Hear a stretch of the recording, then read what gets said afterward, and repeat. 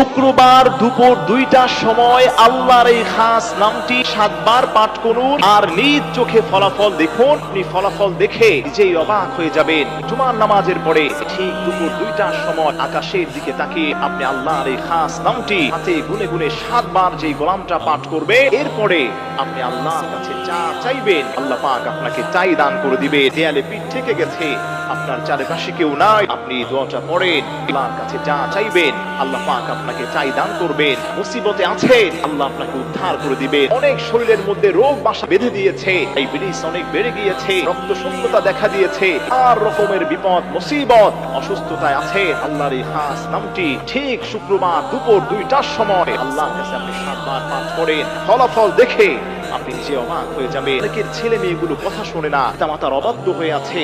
শুক্রবার দিন দুপুর 2টার সময় ইয়া যাল জালালি ওয়াল ইকরাম, ইয়া যাল জালালি ওয়াল ইকরাম, তারা সবাই পারেন, এগুলো নিজেরা পড়ার চেষ্টা করবেন। আপনারা এগুলো মা বোনদের সঙ্গে শেয়ার করবেন এবং এগুলো সোশ্যাল মিডিয়াতে যাবে।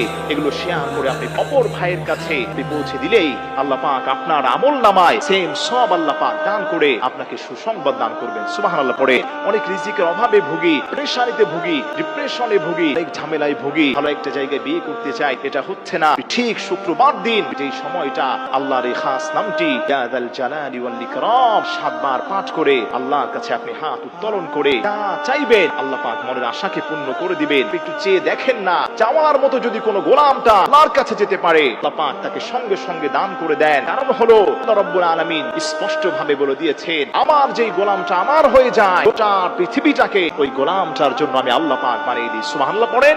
প্রিয় ভাইরা, অবশ্যই দোয়াটা পড়ার আগে প্রথমে 3 বার দুরূদ শরীফ পড়ে নেবেন আল্লাহর রাসূলের উপর। কারণ আল্লাহর হাবিবের উপর যারা দুরূদ পড়ে, আল্লাহর হাবিবের উপর দুরূদ পড়ার কারণে এরপরে যেই দোয়াটা করা হয় আল্লাহ পাক সেই দোয়াটা ফিরিয়ে দিতে লজ্জাবোধ করেন। সুবহানাল্লাহ। ইন্নাল্লাহা হাইয়ুন কারীম, নিশ্চয়ই আল্লাহ তাআলা অনেক লজ্জাশীল, অধিক লজ্জাশীল। কোন গোলাম যদি আল্লাহর কাছে হাত উত্তোলন করে আল্লাহ পাক বলেন ওই গোলামটা হাত উঠাতে দেরি হবে, ওই গোলামটার হাত যা চাইবে আমি আল্লাহ পাক কিছু না দিতে পারলে আমি আল্লাহ পাক বড় লজ্জাবোধ করি, আমি আল্লাহ পাক নিজের কাছে নিজেকে ছোট মনে করি। এজন্য আমার প্রিয় ভাইরা, আল্লাহ পাক অত্যন্ত লজ্জাশীল, আল্লাহ পাক পরম দয়ালু।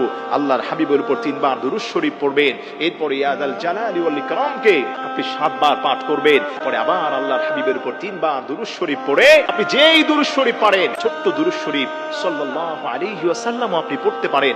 পড়ার পরে আল্লাহর উপর ভরসা করে কারো সামনে আপনি আমলটা করবেন না, নীরবে নিস্তব্ধে নিঃশব্দে একাকী আমলটা করার চেষ্টা করবেন। বোনেরা বাসা বাড়িতে করার চেষ্টা করবেন।